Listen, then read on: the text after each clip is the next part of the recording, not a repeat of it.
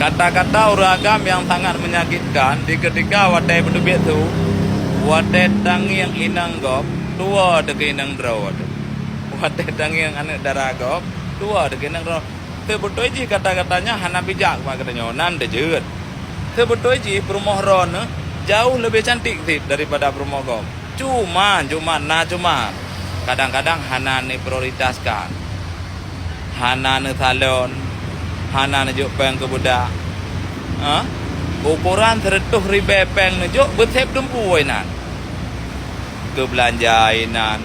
jajan inan enggak timan yang tanya minta tiap orang yang keror dempu dapat jual luar gawai na hanya mada 100 ribu yang betep dempu pegat tu awai nang ke hantam ibu kelih roy metiga makaji engka hom ju engka agak cuang kan bau piting engka tabalah tiga ke pertama tabalah repreting urinang nyalah kebahagiaan urinang bukan kebahagiaan urinang enggak jalan-jalan repreting tamang babak salan tiga ke enggak tamang babak salan tiga tamang lah babak salan tiga hana menghai tu ji karena itanya wate tanggap salan tentang kan seolah-olah umanya ka kon kertak-tak katanya kan ya ilung ka kedua orang ya tentang wate tanggap salan menghai tak hana tu ji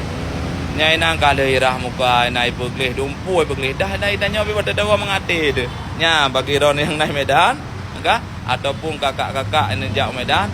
ya tamang Pak Salan Asa Beauty mewah tempat na facial na dumpu pokoknya lengkap nan tempat ji di Jalan Ring Road lewat simpang ataukah belah mana ya tempat ji mewah luar biasa kah na tingkat 2 lam nanji Asa Beauty ya menjadi jak Medan lebih ne tinggal Medan ya Pak ne bawa indang ne ba kenan ya Mbak uragam be lah urina kan untuknya ya ibaratnya nyak tegar lah muka-muka ada bacur ha nyok pelemah tempat belah ni kan nyok urina be nak jadron ne prai luai di bahinang gede yang berdeu urina kan begdih lah muka bacur ada tawon dek mangalah tak kado pegah dan yang inanggap tua ke nang ro puan tua de tapudan da jo